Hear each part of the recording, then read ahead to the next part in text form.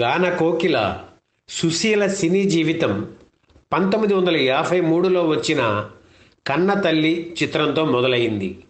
ఆ సినిమాలో ఓ బృందగానంలో కొన్ని బిట్లు, ఒక పద్యం సుశీలతో పాడించిన సంగీత దర్శకుడు పెండ్యాల ఆమె గాత్ర మాధుర్యానికి ముగ్ధులై ఏఎం రాజాతో కలిసి ఎందుకు పిలిచావు ఎందుకో అనే యుగళ గీతం పాడించారు. ఆమె పాట నచ్చి ఏవిఎం చెట్టియార్ సుశీలను పిలిపించి 3 ఏళ్ల కాలానికి అగ్రిమెంట్ రాయించుకున్నారు. ఇక బయటి చిత్రాలకు పాడకుండా ఏవిఎం సంస్థ నిర్మించే చిత్రాల్లోనే పాడారు సుశీల.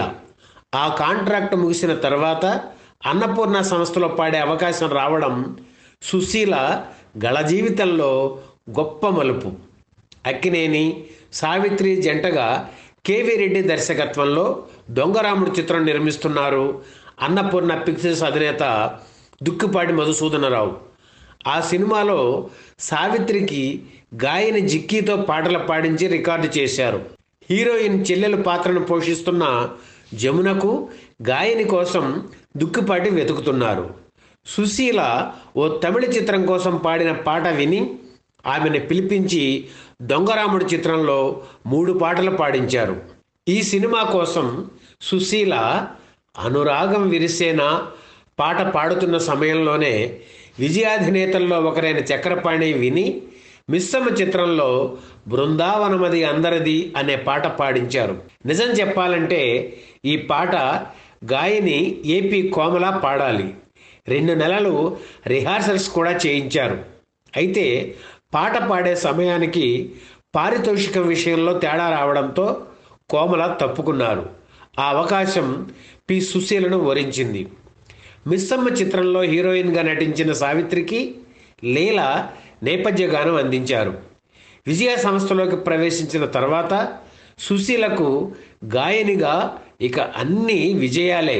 అంతవరకు సెకండ్ హీరోయిన్ పాత్రలకు పాడిన సుశీల మెయిన్ హీరోయిన్ పాత్రలకు పాడడం ప్రారంభించింది తోడికోడళ్ళు చిత్రంతో.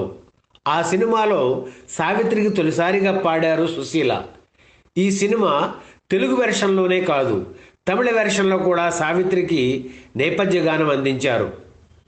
1957లో తోడికోడళ్ళు చిత్రం విడుదలైంది. ఆ ఏడాదే వచ్చిన మాయాబజార్ చిత్రంలో సావిత్రికి సుశీల పాడిన ఆహనా పెళ్ళి అంట పాట ఆమె గళ వైవిధ్యానికి ఓ మణిపూస. ఇటువంటి నేపథ్యంలో 1957 జూలై నెలలో వాహిని స్టూడియోలో జమినీ గణేశన్ నటిస్తున్న వంజి కోట్టై వాలివన్ చిత్రం షూటింగ్ జరుగుతుంటే గాయని పి సుశీల అక్కడికి వెళ్ళారు. ఆ సినిమాలో వైజయంతిమాల కథానాయిక. ఆ రోజు షూటింగుకు మహానటి సావిత్రి కూడా వెళ్ళారు. సావిత్రికి కొన్ని పాటలు పాడినా సుశీలకు ఆమెతో పరిచయం లేదు. ఆ విషయం తెలిసిన వైజయంతిమాల సావిత్రికి పరిచయం చేశారు. తను తొలిసారిగా కథానాయికకు పాడిన పాటలు సావిత్రికే కావడం వల్ల ఆమె అంటే సుశీలకు ప్రత్యేక అభిమానం. సావిత్రికి అంతే. అందుకే తొలిసారిగా కలుసుకున్న వీరిద్దరూ ఎంతో ఆప్యాయంగా మాట్లాడుకున్నారు. సుశీలను తమ ఇంటికి రమ్మని జమినీ గణేశన్, సావిత్రి సుశీలను ఆహ్వానించారు. వారి కోరికను మన్నించి అభిరామపురంలో ఉంటున్న వాళ్ళ ఇంటికి వెళ్ళారు సుశీల. చాలా చిన్న ఇల్లు అది, అయినా ఎంతో పొందికగా ఉండటం చూసి సుశీల మెచ్చుకున్నారు. ఆ తరువాత నుంచి తరచూ కలుసుకునేవారు సావిత్రి, సుశీల. తను కథానాయికగా నటించాలంటే తనకు సుశీలే పాడాలని సావిత్రి ఒప్పించిన సందర్భాలు ఉన్నాయి. వీరిద్దరి కలయికలో ఎన్ని అద్భుత గీతాలు వచ్చాయో చెప్పనక్కర్లేదు. తను తొలిసారిగా దర్శకత్వం వహించిన చిన్నారి పాపల చిత్రానికి సుశీలనే సంగీత దర్శకత్వం వహించమని సావిత్రి పట్టుబట్టారు. అది నాకు చేత కాదు అని సుశీల చెప్పడంతో అప్పుడు గాయని లీలను సంగీత దర్శకురాలిగా ఎన్నుకున్నారు సావిత్రి. 1964 మార్చి 6న హైదరాబాదులో జమినీ గణేశన్, సావిత్రిలకు గజారోహణ కార్యక్రమం జరిగిన రోజు నువ్వు తప్పకుండా రావాలి అని సుశీలకు చెప్పారు సావిత్రి. హీరోయిన్ కృష్ణకుమారితో మద్రాసు నుంచి బయలుదేరారు సుశీల. వీరు ఎక్కిన విమానం హైదరాబాదు చేరుకుంది. కానీ విమాన చక్రాలు బయటకు రావడం లేదని, బ్రేక్స్ పనిచేయడం లేదని పైలట్ చెప్పడంతో విమానంలో ఉన్న అందరూ భయంతో కేకలు పెట్టారు. ఆ విమానం అనేక రౌండ్స్ కొట్టి చివరికి తుప్పల్లో ల్యాండ్ అయింది. అయితే ఎవరికీ ఏమీ కాకపోవడంతో అందరూ క్షేమంగా బయటపడ్డారు. ఈ విషయం తెలిసి సావిత్రి కళ్ళనీళ్ల పర్యంతం అయ్యారు. ఇలాగే ఒకసారి సుశీల తన కుటుంబంతో తీర్థయాత్రలకు బయలుదేరారు. అనుకోకుండా మధురైలో సావిత్రి వీరికి ఎదురయ్యారు. చాలా రోజుల తర్వాత కలుసుకోవడంతో ఇద్దరు ఎంతోసేపు మాట్లాడుకున్నారు.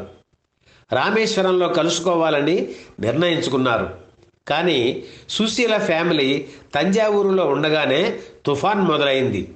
దీనివల్ల రామేశ్వరం బ్రిడ్జి కూలడంతో బయటి ప్రపంచంతో సంబంధాలు తెగిపోయాయి. సావిత్రి, జమినీ గణేశన్ రామేశ్వరంలోనే ఉండిపోయారు. ఆ తర్వాత కొన్ని రోజులకు అక్కడి నుంచి వారిద్దరూ బయటపడ్డారు. మద్రాసులో సావిత్రి, సుశీల ఒకరోజు కలుసుకుని ఇద్దరూ ఏడుపు మొదలుపెట్టారు. మనిద్దరం చెరోగండం నుంచి తప్పించుకున్నాం, ఇందులో కూడా మనిద్దరం ఒకటే చూసావా అని సావిత్రి ఒకటే ఏడుపు. సావిత్రికి చీరలు అంటే ఇష్టం. సింగపూర్ వెళ్ళినప్పుడల్లా తనకి, సుశీలకు చీరలు కొని తెచ్చేవారు. అలాగే ఆవిడకు మల్లెపూలు అంటే చాలా ఇష్టం. షార్ట్ గ్యాప్లో ఖాళీ లేకుండా మల్లెలు మాల కడుతుండేవారని సుశీల చెబుతారు. సావిత్రి మరణించే వరకు వీరిద్దరి స్నేహబంధం కొనసాగింది. ఈ వీడియో మీకు నచ్చితే లైక్ చేయండి, షేర్ చేయండి, వెంటనే సబ్స్క్రైబ్ కూడా చేయండి.